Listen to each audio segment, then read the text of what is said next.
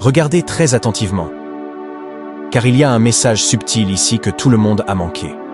La personne qui monte ce cheval blanc tient un drapeau olympique, et derrière lui se trouvent toutes les nations du monde, tenant également de nombreux drapeaux colorés. Prenez tout cela en compte, puis écoutez Apocalypse 6:2. Je regardais, et voici, un cheval blanc. Celui qui le montait avait un arc. Une couronne lui fut donnée, et il partit en vainqueur et pour vaincre. Maintenant, de nombreux chrétiens, moi y compris, croient que le cavalier de ce cheval blanc sera l'Antéchrist. Et avez-vous entendu comment il est dit qu'il tiendra un arc? Le mot grec pour arc est toxon. Et oui, il peut avoir plusieurs significations. L'une d'elles peut désigner un arc et des flèches, mais il peut aussi signifier arc-en-ciel. C'est intéressant. Vous souvenez-vous des jours de Noé, lorsque la Bible dit que Dieu a déversé tout son jugement sur la terre? Que fit Dieu pour promettre qu'il ne le ferait plus jamais? Il est dit qu'il a placé un arc dans le ciel, un arc-en-ciel. Maintenant, écoutez-moi bien, je peux me tromper totalement. Et cette interprétation, à ma connaissance, je suis le seul à l'avoir faite, donc elle pourrait être totalement erronée. Mais c'est intriguant que la Bible dise que l'Antéchrist arrivera en tenant un arc. Se pourrait-il que, comme nous venons de le voir aux Jeux Olympiques, il tienne un drapeau, mais pas n'importe quel drapeau, un drapeau arc-en-ciel, et que toute personne qui ne s'incline pas devant cet arc deviendrait un problème et devrait être éliminée par l'Antéchrist et ses partisans? C'est la première chose à laquelle j'ai pensé en voyant ce cheval blanc aux Jeux Olympiques. Mais sachez ceci, comme je l'ai dit, ce n'est que spéculation de ma part. Après tout, ce ministère s'appelle Off the Curb, et parfois, je pense un peu en dehors des sentiers battus. Mais si vous aimez les réflexions de ce genre et si vous voulez être tenu informé de ce type d'actualité, alors abonnez-vous. Maintenant, regardez ceci. Alors que le cheval blanc commence à trotter sur la scène, il arrive à un escalier. Et au sommet de ces marches, qu'y a-t-il au centre du podium? Un veau d'or. Encore une fois, je trouve cela très curieux. Pourquoi les organisateurs, qui ont passé de nombreuses heures en réunion à discuter du design et de l'art qui seront présentés aux Jeux Olympiques, auraient-ils choisi un veau d'or dans leur mise en scène?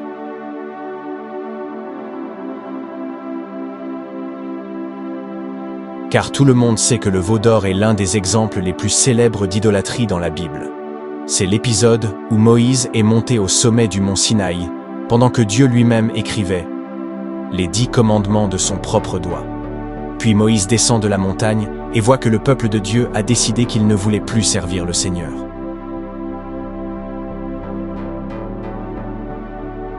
Non, ils ont pris tout leur or, leurs bijoux, leurs bagues, ils les ont fondus ensemble et ont fabriqué un veau d'or devant lequel ils se prosternent et adorent, tout en se livrant à toutes sortes d'actes mauvais. Alors, pourquoi les organisateurs des Jeux Olympiques auraient-ils choisi cela comme œuvre d'art? S'ils voulaient inclure tout le monde et promouvoir la tolérance pour toutes les religions et toutes les croyances, pourquoi faire ce choix? Si vous l'avez vu, vous savez qu'aux Jeux du Commonwealth de Birmingham, ils ont présenté un énorme taureau mécanique.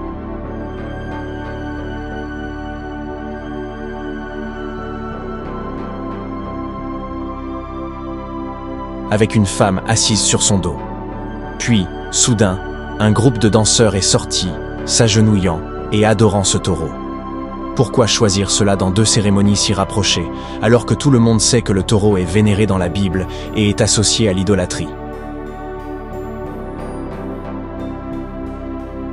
Je trouve cela très suspect. Mais encore une fois, peut-être que je lis trop entre les lignes. Cependant, sans aucun doute, la partie la plus controversée de la cérémonie olympique a été cette reconstitution de la scène, inspirée du tableau de Léonard de Vinci. Encore une fois, pour être clair, comme je l'ai déjà dit dans mes vidéos précédentes, personnellement, je ne suis pas fan de toute représentation artistique du Seigneur Jésus-Christ. C'est une conviction personnelle, et je ne juge personne qui apprécie ce genre d'œuvre. Mais en ce qui me concerne, je ne veux aucune image dans mon esprit lorsque je prie le Seigneur Jésus-Christ. Cependant, nous savons exactement le message que les organisateurs des Jeux Olympiques ont voulu envoyer aux chrétiens. Ils voulaient nous provoquer. Et quand ils prétendent dans leurs excuses qu'ils ne voulaient pas créer de controverse, j'ai beaucoup de mal à y croire. Ils savaient parfaitement ce qu'ils faisaient. Et ce qui rend cela encore pire, c'est quand ils ont essayé de justifier leur mise en scène en disant qu'ils représentaient un banquet des dieux grecs. L'un des personnages qu'ils ont mis en avant était cet homme en bleu, qu'ils ont présenté comme Dionysos. Mais qui était vraiment cet homme bleu? Était-il censé représenter Jésus-Christ au centre du festin? Ou était-il un mélange de Dionysos et de Jésus-Christ? Si cela est vrai, je trouve cela encore plus révoltant. Pourquoi? Parce que Dionysos n'était pas seulement le dieu du vin. C'était bien pire que cela. Quand je faisais du théâtre et du drame, nous avons joué une pièce appelée Les Bacchantes, The Bacchae. À cette époque, je n'étais pas chrétien, et honnêtement, je ne peux même pas parler des choses que nous devions faire dans cette pièce, ni des vidéos que nous devions regarder de reconstitution de cette pièce, car elles étaient d'une perversité extrême. Alors, mes amis, le fait qu'ils aient placé Dionysos au centre de la scène est une moquerie encore plus grande à l'égard du Seigneur Jésus-Christ. Et cela fait sens, n'est-ce pas? Quand on lit la Bible, on voit que lorsque Paul a écrit à l'église de Corinthe, il parlait d'une époque où les Corinthiens vivaient dans une société encore pire que l'époque que nous vivons aujourd'hui. Et nous avons du mal à le croire. Mais en réalité, je peux le concevoir lorsque l'on regarde les Bacchantes, lorsque l'on observe Dionysos, et lorsque l'on se penche sur ce que faisaient les Grecs. C'était une époque de pure méchanceté, et c'est pourquoi je pense que la cérémonie olympique a choisi de mettre cela en avant. Ils veulent ramener ce mal dans le monde moderne. Et jusqu'à présent, il semble que cela commence à fonctionner. Mais maintenant, regardez le geste de la main que fait la femme assise au centre de la scène représentant la scène. L'avez-vous remarqué? Avez-vous également vu cette coïncidence? Lady Gaga a fait le même geste avec un cœur dans sa performance. Et regardez combien d'autres célébrités font ce même signe de la main. Taylor Swift l'a fait. Beyoncé l'a fait, Katy Perry l'a fait. Pourquoi font-elles cela? Parce qu'elles essaient de redéfinir ce qu'est l'amour. Mais ce type d'amour est totalement opposé à l'amour biblique. Le plus grand amour que nous connaissons est celui du Seigneur Jésus-Christ, qui a donné sa vie pour nous. Et il nous a enseigné à aimer tous les hommes. Mes chers amis, en tant que chrétiens, lorsque nous voyons cette idéologie qui tente de dominer le monde, nous devons comprendre qu'elle s'inscrit dans un plan plus vaste. Et oui, je crois que l'Antéchrist utilisera cette idéologie pour imposer son agenda au monde entier. Mais nous sommes toujours appelés à aimer ces personnes, prier pour elles, prêcher la vérité et la justice, avertir du jugement à venir si elles continuent à répandre ce faux amour.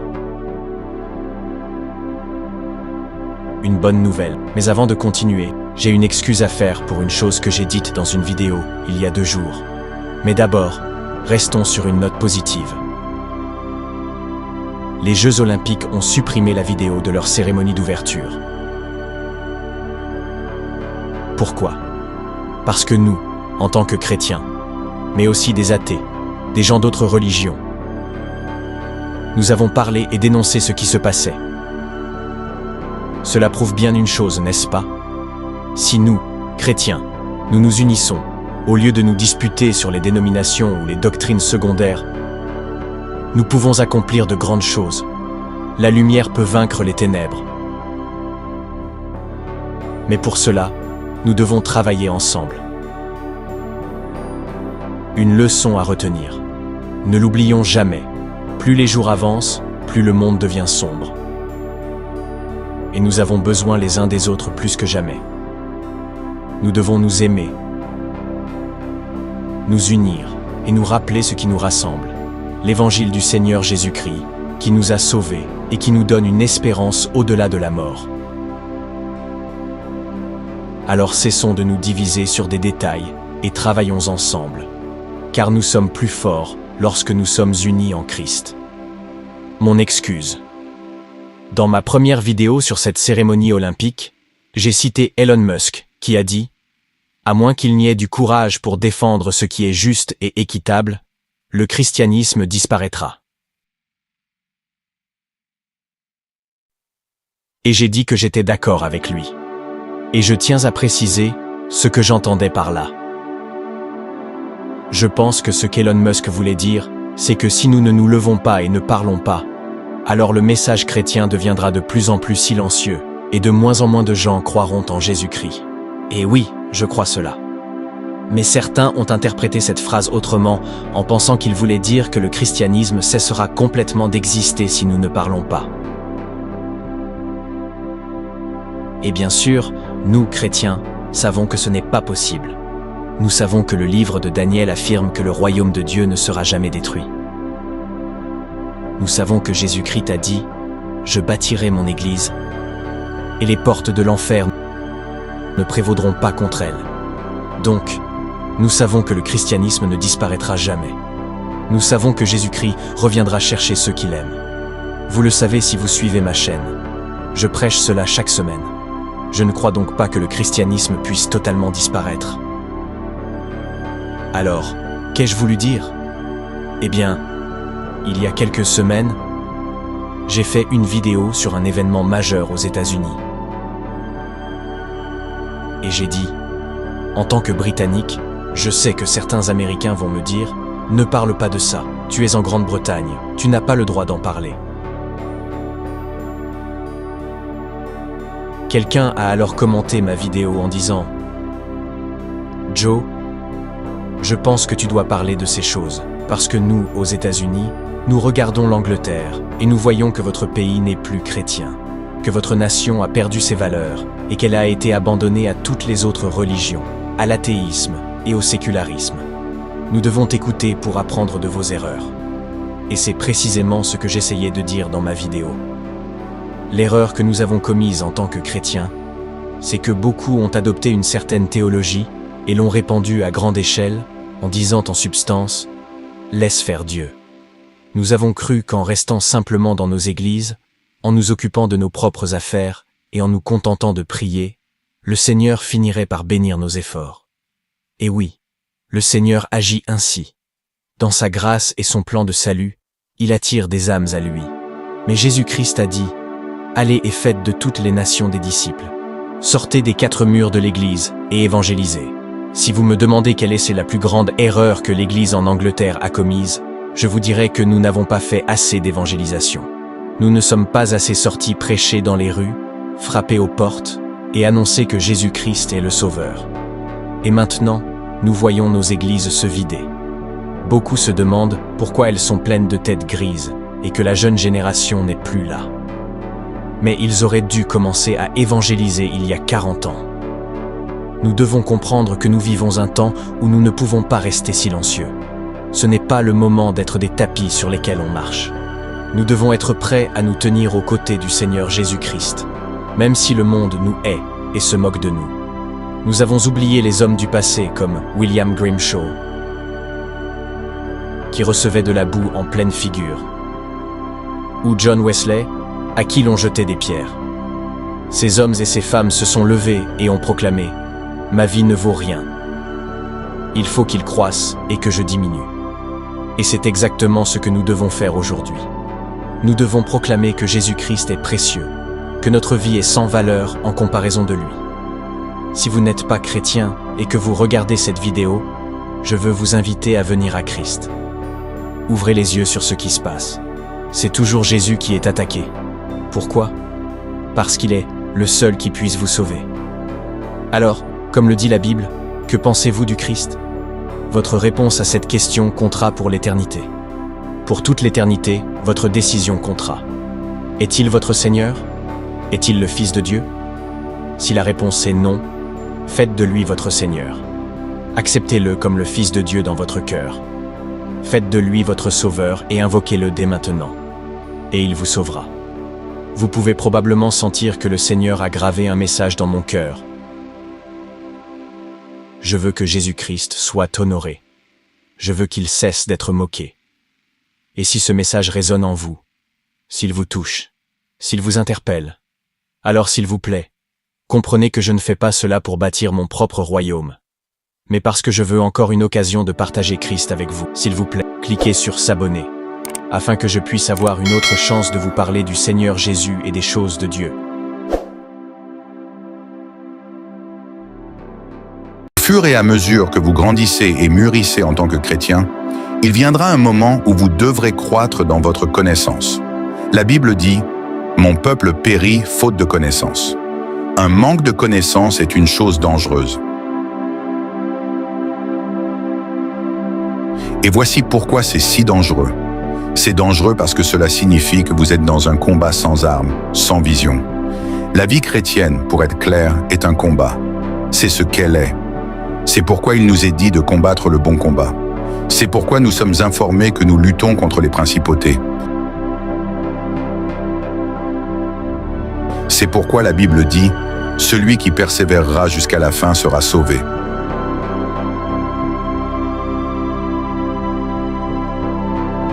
En lisant entre les lignes, tout cela me dit que lorsque je choisis de suivre Christ, je m'engage dans son armée. Je m'inscris pour combattre. Alors, comment pouvez-vous être dans un combat sans connaissance de votre ennemi? Comment pouvez-vous être dans une bataille sans connaître les outils et les ressources dont vous disposez pour vous défendre? Un manque de connaissance est ce qui détruit malheureusement trop de chrétiens. Et à ce sujet, j'aimerais exposer quelques vérités sur l'ennemi. Votre ennemi. Je veux que vous sachiez contre qui vous vous battez. Mais plus important encore, je prie pour que ce message éveille votre esprit et vous incite à entrer dans la bataille. Et tandis que je commence, gardez cette pensée à l'esprit. En tant qu'enfant de Dieu, vous combattez à partir d'une position de victoire. Vous ne combattez pas pour la victoire, mais à partir d'une position de victoire, car la bataille a déjà été remportée par notre Seigneur et Sauveur, Jésus-Christ. Il existe des hiérarchies dans le royaume des ténèbres. Dans la traduction amplifiée de Matthieu 12, verset 26, la Bible dit « Si Satan chasse Satan, c'est-à-dire ses démons, il est divisé contre lui-même et désuni. »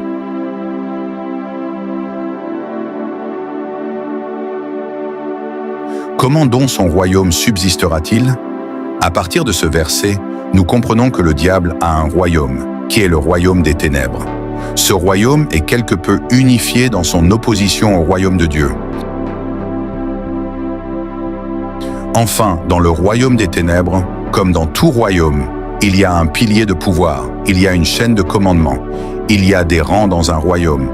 Voici comment nous pouvons rassembler le fait qu'il existe des hiérarchies dans le domaine démoniaque. Éphésiens 6, verset 12 dit « Car nous n'avons pas à lutter contre la chair et le sang, mais contre les principautés, contre les puissances, contre les dominateurs de ce monde de ténèbres, contre les esprits méchants dans les lieux célestes. » C'est une liste d'ennemis spirituels, des principautés, des dominateurs des ténèbres, des esprits méchants. Quelle que soit votre interprétation de ce verset, cela indique clairement qu'il semble y avoir un ordre hiérarchique dans le royaume des ténèbres. Il y a un niveau supérieur de force spirituelle maléfique en dessous du diable, et je crois qu'il s'agit des principautés. Si vous vous souvenez de l'histoire de Daniel, il a prié et prié pendant 21 jours. Et lorsque l'ange est finalement venu pour lui apporter sa réponse, Daniel chapitre 10, versets 12 et 13 dit « Il me dit, ne crains rien, Daniel, car dès le premier jour où tu as eu à cœur de comprendre et de t'humilier devant ton Dieu, tes paroles ont été entendues. Je suis venu à cause de tes paroles, mais le prince du royaume de Perse m'a résisté 21 jours. »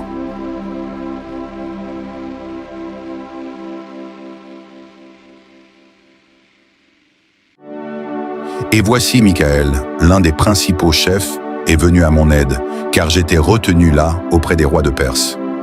Le prince du royaume de Perse, ce n'était pas un simple soldat, c'était une principauté qui bloquait la prière de Daniel. Ce n'était pas un démon ordinaire, mais une principauté assez forte pour nécessiter l'intervention de l'archange Michael. C'était une puissance maléfique de haut rang.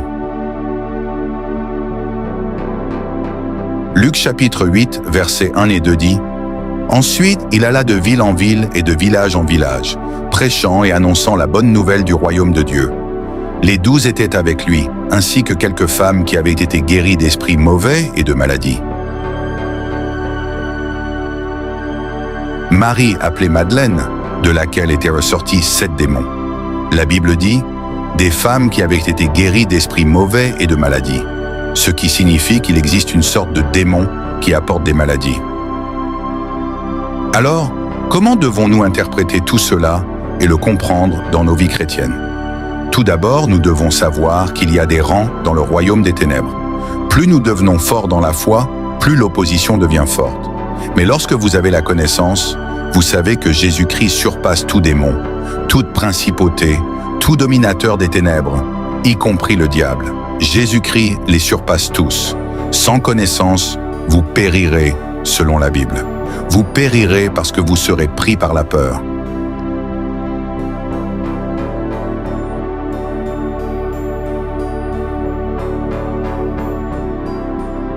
Et la peur n'entre que parce que vous avez exclu Jésus-Christ de l'équation. Bien sûr, vous aurez peur à l'idée de combattre des principautés malfaisantes seuls. Bien sûr, vous serez effrayé à l'idée de combattre des démons seuls. Mais lorsque vous avez la connaissance, vous n'aurez pas peur.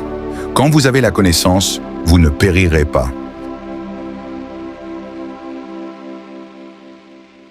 Lorsque vous savez que Jésus-Christ détient le pouvoir absolu sur toute chose, alors vous ne périrez pas.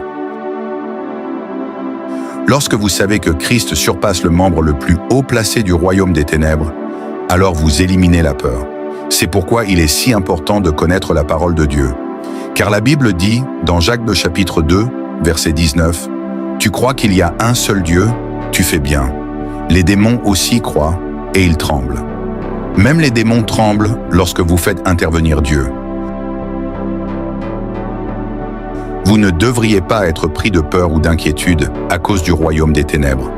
La Bible dit, dans Luc 10, verset 17, « Les 70 revinrent avec joie, disant, « Seigneur, même les démons nous sont soumis en ton nom. » Rien que le nom de Jésus-Christ contient assez de puissance pour vaincre le diable. Son nom seul porte du pouvoir. Alors je vous encourage à combattre en sachant que vous pouvez invoquer le Fils de Dieu, celui qui détient le rang le plus élevé au-dessus de tout. Vivez avec liberté et audace. Oui, vous devrez peut-être affronter un démon à un moment donné. Vous devrez peut-être combattre un dominateur de l'iniquité à un moment donné. Mais si Dieu est pour nous, qui sera contre nous? Même le diable lui-même est un ennemi vaincu. Je voudrais terminer avec quelques mots de combat. Le verset que vous devriez connaître en combattant ce bon combat de la foi. Luc 10, verset 19 dit « Écoute attentivement, je t'ai donné le pouvoir de marcher sur les serpents et les scorpions et de dominer toute la puissance de l'ennemi, Satan, et rien ne te fera du mal. »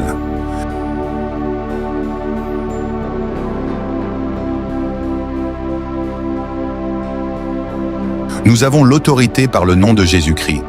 Nous avons l'autorité par le sang de Jésus. Grâce à la foi, cette autorité est ce que nous devons exercer. Et c'est ce genre de connaissance que nous devrions avoir. Les portes de l'enfer ne peuvent pas prévaloir. Elles ne prévaudront pas parce que nous avons la connaissance. Nous avons la connaissance de l'autorité qui nous est donnée par Christ. Nous savons que nous sommes remplis du Saint-Esprit pour vaincre le diable. Nous savons que Dieu a des anges qui nous entourent. Il y a une protection divine autour de vous et de moi, en tant qu'enfants de Dieu. Dans Apocalypse, chapitre 12, verset 12, il est dit « C'est pourquoi réjouissez-vous, cieux, et vous qui habitez dans les cieux. Mais malheur à la terre et à la mer, car le diable est descendu vers vous, animé d'une grande colère, sachant qu'il a peu de temps. »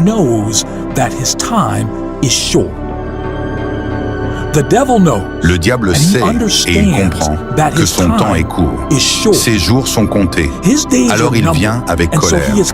Il vient chercher les croyants, essayant de les faire retomber dans le péché. Il vient pour ceux qui sont en feu pour Dieu, essayant de les amener à un état de tiédeur.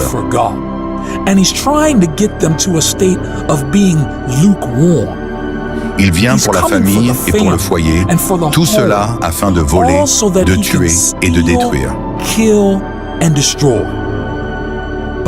Mais la Bible dit, Quand l'ennemi viendra comme un fleuve, l'Esprit de l'Éternel dressera une bannière contre lui.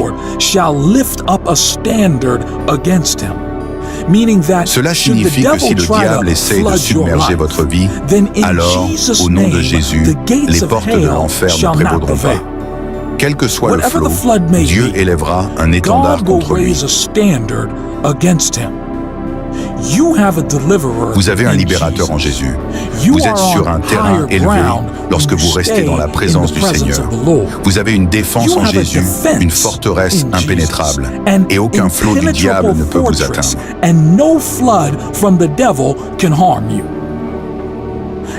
À un moment de la vie, la plupart des gens entendent l'expression « le bon vieux temps ». Et dans la plupart des cas, il s'agit d'une période que les gens se remémorent avec affection. Nos grands-parents croyant toujours que les jours de leur jeunesse étaient bien meilleurs que le présent. De même, nos parents parlent de la manière dont les choses étaient à leur époque, affirmant que c'était mieux que ce qui existe aujourd'hui. Dans Matthieu 24, versets 37 à 38, la Bible dit « Comme il en fut au jour de Noé, ainsi en sera-t-il de l'avènement du Fils de l'homme. Car dans les jours qui précédèrent le déluge, on mangeait et on buvait, on se mariait et on mariait ses enfants, jusqu'au jour où Noé entra dans l'arche. Les jours de Noé. »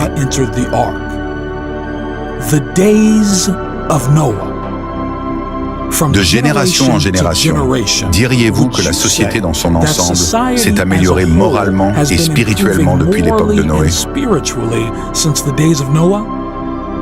Ou diriez-vous que la société a décliné moralement depuis ce temps? Pendant les jours de Noé, la Bible dit dans Genèse 6, verset 5, « L'Éternel vit que la méchanceté de l'homme était grande sur la terre, et que toutes les pensées de son cœur se portaient chaque jour uniquement vers le mal. »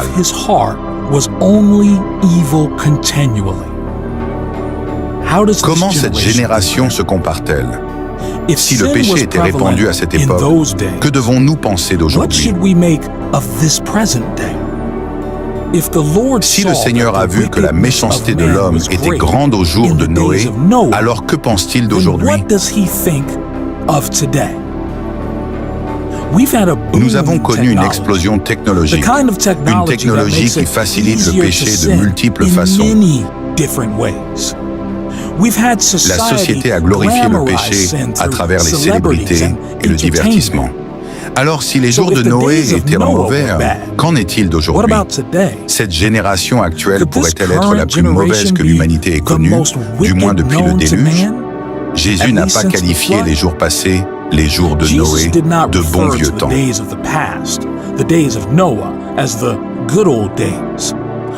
Mais au contraire, il s'est référé à cette époque comme un moyen de comprendre son retour. Pour les chrétiens, cela pourrait nous inciter à poser la question suivante. À quel point la génération qui existait avant le déluge était-elle mauvaise? En parlant de son propre retour, Jésus a dit dans Matthieu 24, versets 37 à 39, « Comme il en fut au jour de Noé, ainsi en sera-t-il à l'avènement du Fils de l'homme. Car dans les jours qui précédèrent le déluge, on mangeait et on buvait, on se mariait et on mariait ses enfants, jusqu'au jour où Noé entra dans l'arche. »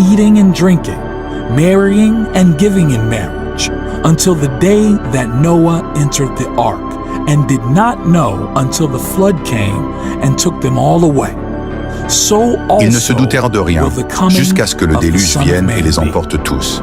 Il en sera de même à l'avènement du Fils de l'homme. Jésus a voulu que ses disciples sachent que si nous pouvions discerner et comprendre les temps qui ont précédé le déluge, alors peut-être pourrions-nous discerner et comprendre la saison de son retour. Tout est une question de conscience. Avoir la lucidité de reconnaître que lorsque ces choses commencent à arriver, lorsque les gens deviennent à l'aise et commencent à repousser Dieu en dehors de leur vie, lorsque le péché et la méchanceté deviennent la norme, lorsque vous commencez à ressentir les douleurs de l'enfantement, alors vous savez que le retour du Christ est proche. Mais que se passait-il à l'époque de Noé? Comment était la situation avant la destruction de l'humanité?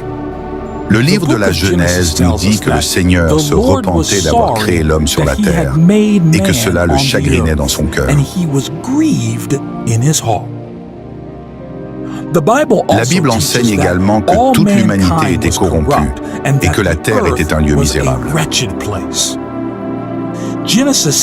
Dans Genèse 6, versets 11 et 12, il est dit « La terre était corrompue devant Dieu, la terre était pleine de violence. Dieu regarda la terre, et voici, elle était corrompue, car toute chair avait corrompu sa voie sur la terre. Toute chair avait corrompu sa voie. » Cela nous rappelle bien les descriptions que nous recevons aujourd'hui. All flesh had corrupted their way. Way up to those descriptions against the world today. Cependant, au milieu de tout ce qui se passait, Noé trouva grâce aux yeux de Dieu. Noé fut décrit comme parfait et juste dans sa génération. Il fut décrit comme un homme qui marchait avec Dieu, et à cause de cela, il fut sauvé. He was described as a man who walked with God, and because of this, he was saved. En ce jour et à cette époque, posez-vous la question, en tant qu'homme ou femme de Dieu, suis-je un Noé dans ce nouveau monde? Suis-je en train de marcher avec Jésus? Suis-je en train de pratiquer la justice? Ou bien est-ce que je me retrouve à m'asseoir et à dîner à la même table que ceux qui pêchent volontairement contre Dieu? Bien que l'intention de Dieu ait été de détruire le mal qui contrôlait les cœurs et les esprits de sa création, il n'avait pas l'intention d'anéantir toute sa création, raison pour laquelle il a sauvé Noé. Le cœur de Dieu a toujours été de réconcilier les pécheurs pour les ramener à un état de justice. Il veut que nous passions l'éternité avec lui. Mais trop souvent, nous ne prêtons pas attention à sa parole, qui nous dit comment vivre et à quoi faire attention en des temps comme ceux-ci.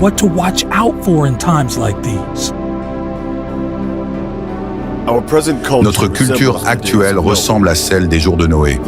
Bien que personne ne connaisse le moment où Jésus reviendra, on nous dit que nous serons capables de reconnaître la saison de son retour. Comme à cette époque ancienne, les gens partout se sont corrompus.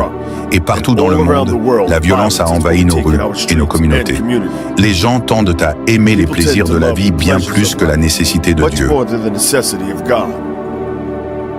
Parfois, il semble difficile de faire la différence entre le monde dans lequel nous vivons et l'Église dans laquelle nous adorons.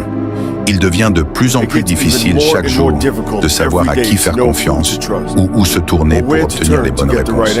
Il semble que ceux qui sont appelés à prier ne perçoivent que ce que c'est que de faire la queue dans un magasin. Et avec la rapidité du monde actuel, beaucoup de gens se demandent s'il y a encore un espoir. Mais le plan de Dieu depuis le commencement nous donne les réponses que nous devons connaître pour éviter les désastres et ne pas être emportés par le déluge à venir qui nous séparera de Dieu pour le reste de l'éternité.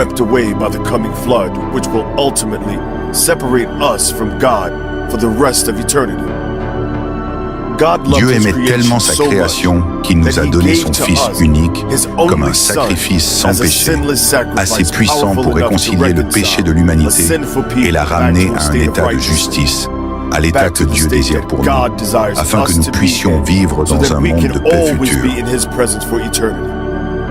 We may struggle to find anyone in this world that we can trust to lead us to what is right, but there is one who will always lead us to the truth. You see, voyez-vous, nous ne pourrons jamais en faire assez. Nous ne serons jamais assez bons par notre propre justice pour nous assurer l'éternité avec Dieu. Mais il y a un seul dont la justice peut tout surmonter, y compris la faiblesse humaine. Et cet unique, c'est Jésus.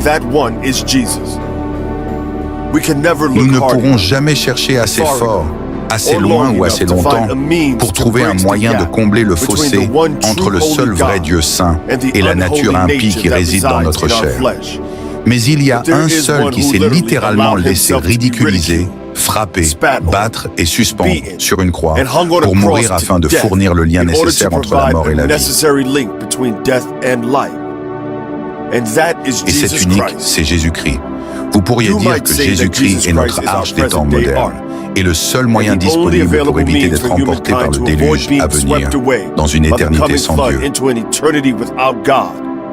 The Apostle L'apôtre Paul enseigne dans teaches Romains 10, in Romans, verset 9, chapter 10, si tu confesses de verse ta 9, bouche le Seigneur that Jésus, if you confess et si with tu your crois dans mouth ton cœur que the Dieu l'a Lord ressuscité Jesus des morts, and tu believe in seras your sauvé. heart that God has Car c'est raised avec him le from the cœur que dead, l'on croit pour obtenir you la will be justice, saved. et avec la bouche For que with l'on the heart confesse pour one parvenir au believes salut. unto righteousness, and with the mouth confession is made unto salvation. Our trust, Notre our confiance, faith, notre foi and our et notre confession confession in en Jesus Jésus-Christ Christ comme as Seigneur our et Lord Sauveur and Savior est le seul is chemin the vers la only sécurité way to éternelle. eternal security, Car sa because justice est le his seul voile righteousness qualifié is the pour couvrir only les péchés de qualified l'homme veil to et nous cover the sins of réconcilier man avec un Dieu saint. and to Quand reconcile Dieu se us met en back colère, to a holy God.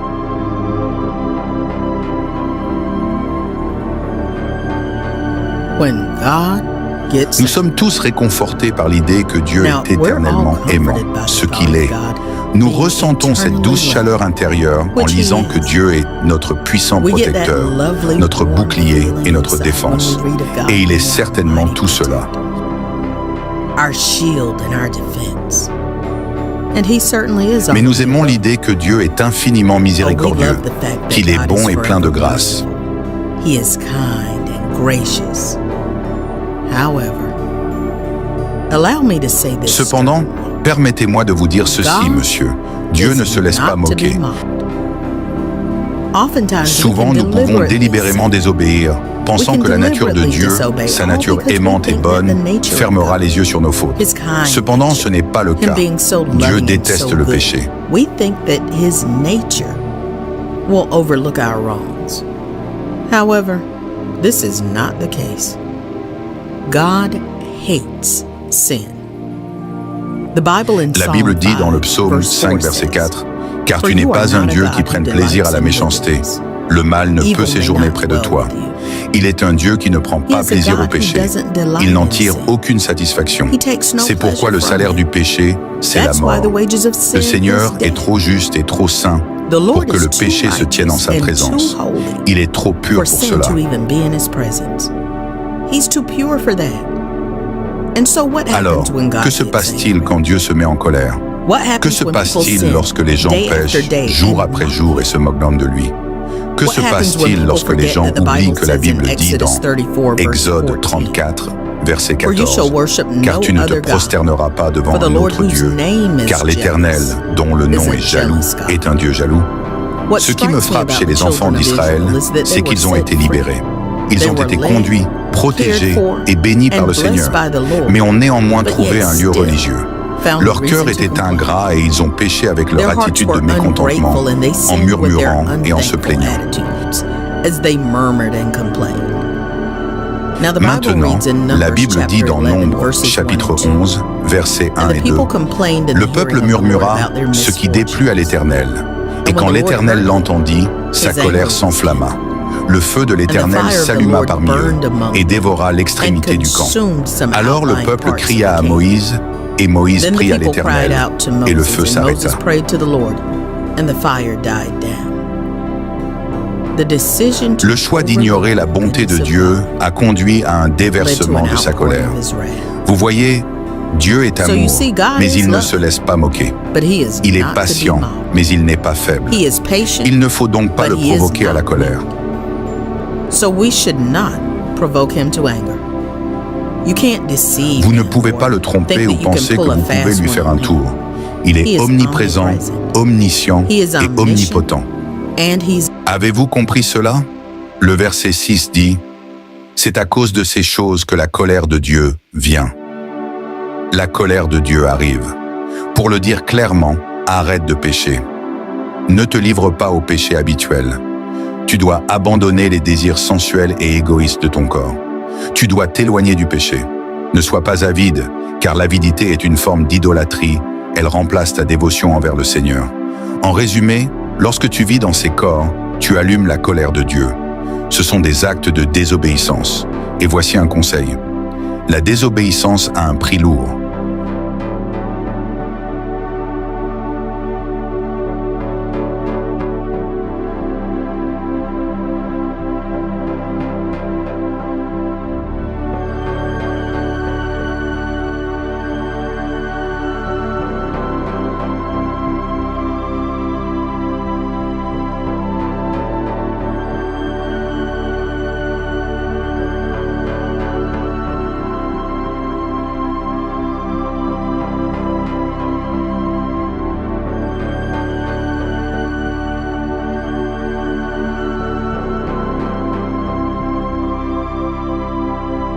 Jonas a désobéi à Dieu et il a été avalé par un grand poisson.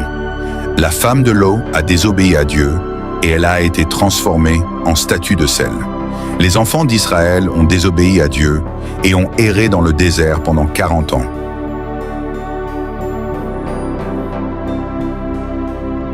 Quand tu choisis d'agir dans la désobéissance, tu déclenches la colère de Dieu. Alors, réfléchis à 2 fois avant d'agir. Réfléchis à 2 fois avant de rejeter l'instruction du Seigneur. Encore une fois, la Bible dans Colossiens chapitre 3, versets 5 et 6 dit « Faites donc mourir ce qui est terrestre en vous. » Ensuite, elle énumère les choses suivantes. Numéro 1, l'immoralité sexuelle. Numéro 2, l'impureté. Ensuite, la passion, les mauvais désirs. Et enfin, la cupidité, qui est l'avidité. Peut-on trouver l'une de ces choses dans ta vie? Vis-tu dans un cycle de l'une de ces choses? Si c'est le cas, repens-toi.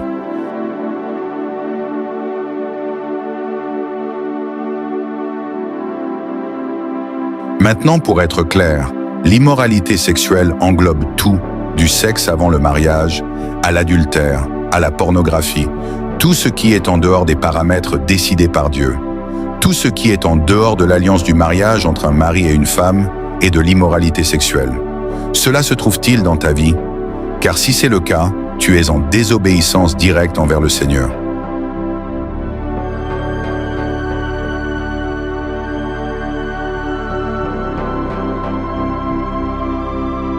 Deuxièmement, quand la Bible mentionne l'impureté, je crois que cela peut signifier tout ce qui est comparé à l'impureté, des pensées impures ou des actions impures, comme se mêler à des choses comme spirituelles sombres, telles que la sorcellerie et la divination.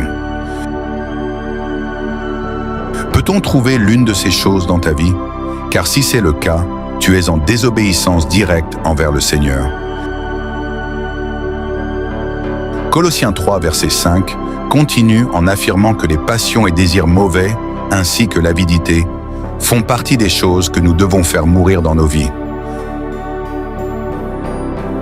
En tant qu'enfants de Dieu, nous sommes confrontés à des choix chaque jour. Choisis-tu de faire mourir ces désirs de la chair et de maintenir une norme pieuse ou pas? Nous devons faire le choix de maintenir la sainteté ou non. Et le fait est que, dans le monde d'aujourd'hui, le diable s'est infiltré et s'est enraciné dans tant de choses de notre société que nous devons être vigilants. Il s'est tellement mêlé à notre monde que les gens ne voient même plus les péchés dans ce que beaucoup considèrent comme normal. Les gens ne voient plus l'immoralité sexuelle affichée dans les films et la musique aujourd'hui. Non, les gens ne voient plus le péché dans la façon dont le monde encourage et favorise l'orgueil, dans la poursuite des choses, de l'argent et du pouvoir.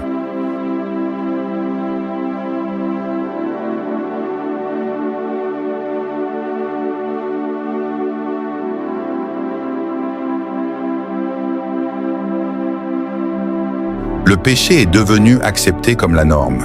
Cela ne nous choque même plus de voir l'immoralité sexuelle à l'écran ou d'entendre de la musique qui blasphème. Le diable a réussi à s'infiltrer et à se fondre dans la société. Il a normalisé les choses qui nous entraînent au péché.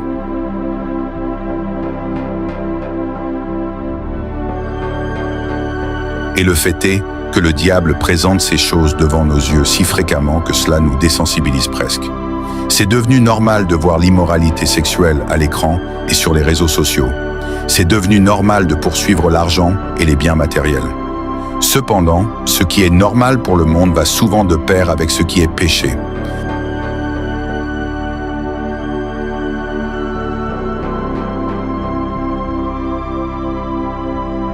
La traduction amplifiée de Romains 12, verset 2, donne un récit détaillé de ce dont nous avons besoin en tant qu'enfants de Dieu. La Bible dit « Ne vous conformez pas au siècle présent, mais soyez transformés par le renouvellement de votre intelligence, afin que vous discerniez quelle est la volonté de Dieu, ce qui est bon, agréable et parfait. » En d'autres termes, ce que j'essaie de dire, c'est que nous ne devons pas nous contenter d'être de simples êtres humains. Le processus, bien sûr, est que nous devons être transformés intérieurement par le Saint-Esprit. Et pour permettre au Saint-Esprit de transformer ton esprit et ta façon de penser, c'est seulement à ce moment-là que tu discerneras la volonté de Dieu. La clé est le Saint-Esprit.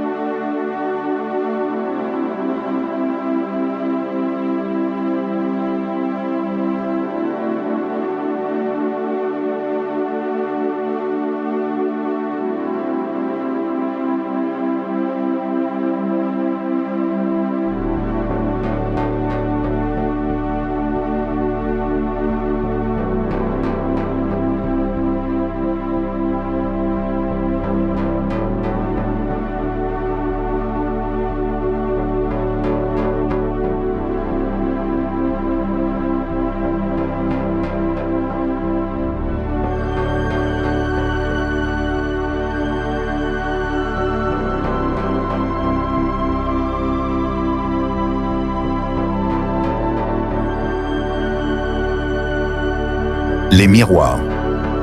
Nous regardons tous dans le miroir régulièrement. Peu importe que tu sois un homme ou une femme, tu pourrais être dans la meilleure forme de ta vie ou tu pourrais avoir une mauvaise journée avec tes cheveux. Il est probable que dans les dernières 24 heures, tu as regardé ton reflet dans le miroir. Tu as examiné ton apparence physique. Tu as observé les vêtements que tu portes. Tu as regardé ta nouvelle coupe de cheveux. En résumé, nous utilisons tous des miroirs souvent. De la même manière que le corps a besoin de vêtements, ton esprit a besoin de nourriture spirituelle. Parce que la Bible dit, « L'homme ne vivra pas de pain seulement ». De même, de la même manière que tu vérifies ton reflet dans le miroir, tu dois vérifier ton reflet spirituel dans le miroir de Dieu, sa parole. L'auto-examen est nécessaire pour chaque croyant. L'auto-examen est important si tu désires croître spirituellement.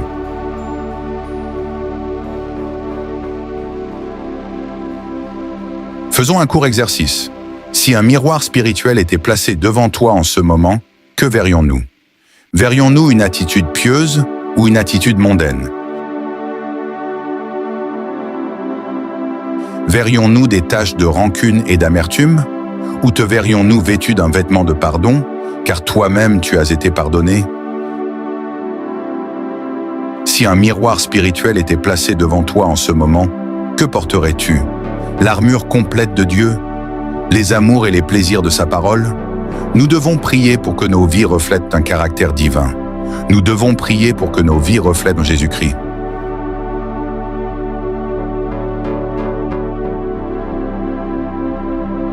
Ne sois pas un chrétien qui aime une personne tout en haïssant complètement une autre. Nous devons désirer que le Saint-Esprit nous enseigne à nous évaluer honnêtement. Et le Saint-Esprit peut le faire. Il peut t'aider à reconnaître tes lacunes. Il peut te convaincre, mais également te fortifier pour corriger ton comportement.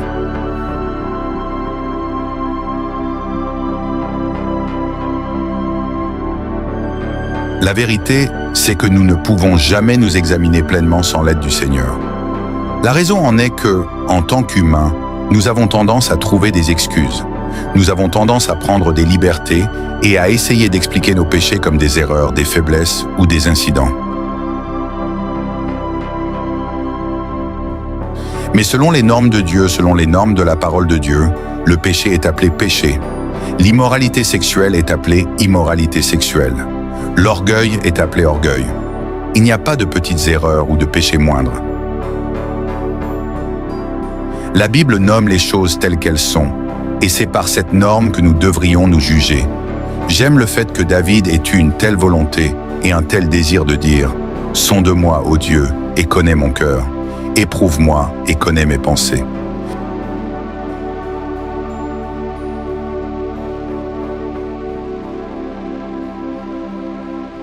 C'est la marque d'un croyant déterminé à vivre pieusement devant le Seigneur. Lamentation 3, verset 40 dit « Examinons nos voies et sondons-nous et retournons à l'Éternel. » La Bible nous appelle à nous examiner nous-mêmes, pour que nous devenions de plus en plus semblables au Christ et de moins en moins comme le monde. Nous devons scruter nos vies, examiner nos actions et évaluer nos intentions.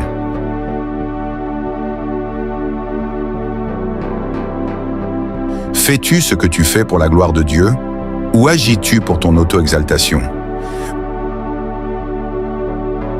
Première épître aux Corinthiens, chapitre 11, verset 28, dit « Que chacun s'examine lui-même, et qu'ainsi il mange de ce pain et boive de cette coupe. » Examine ce que tu tolères dans ta vie. À quoi donnes-tu de la place? Examine avec qui tu t'associes, la compagnie que tu gardes. Que te transmettent-ils?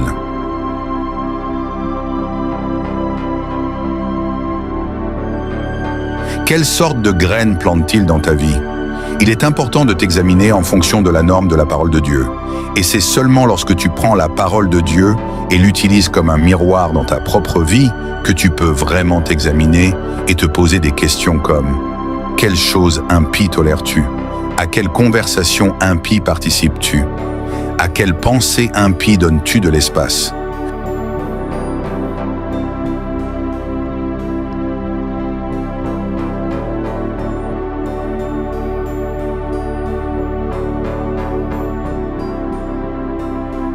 Tu vois, pour le monde extérieur, tu peux sembler plein d'enthousiasme pour Jésus-Christ. Tu peux paraître être le modèle du chrétien. Tu peux être un chrétien intelligent et pourtant te débattre toi-même. Tu peux témoigner de l'évangile de Jésus-Christ, mais encore lutter avec ta propre salut.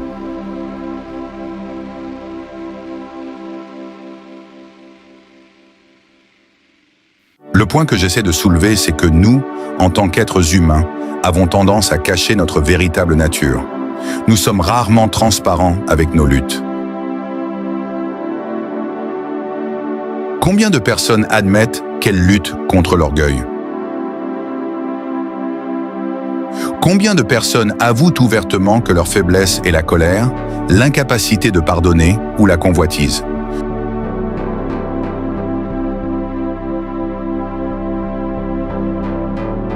Cependant, la Bible dit dans Proverbe 15, verset 3, « Les yeux de l'Éternel sont en tout lieu, observant les méchants et les bons. »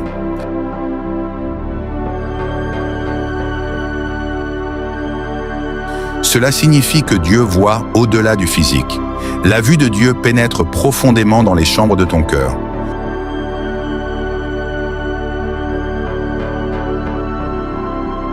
Nous pouvons tromper les gens et les amener à croire que nous allons bien et que nous sommes des chrétiens forts. Mais nous ne pouvons pas tromper le Seigneur.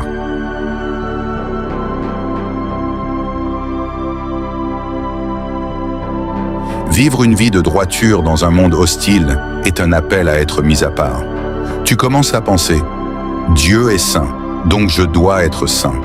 Je suis dans ce monde, mais je ne dois pas être de ce monde. » Vivre une vie de droiture dans un monde hostile signifie avoir une perspective céleste. C'est un engagement total, une dévotion totale pour courir la course, pour combattre le bon combat de la foi sans compromis. Vivre une vie de droiture dans un monde hostile signifie que tu as entièrement abandonné ta volonté pour que Dieu accomplisse la sienne. Alors laisse-moi te poser cette question. Pour quel royaume vis-tu? Il y a le royaume de Dieu et le royaume des ténèbres. Quel royaume désires-tu? De quel royaume es-tu serviteur?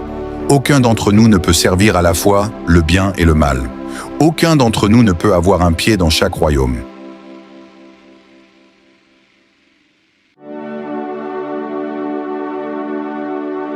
La Bible dit dans Matthieu 6, verset 24, « Nul ne peut servir deux maîtres, car ou il haïra l'un et aimera l'autre, ou il s'attachera à l'un et méprisera l'autre. Vous ne pouvez servir Dieu et Mammon. » Il est impossible d'avoir un amour pour Dieu et un amour pour le monde, la chair ou le péché.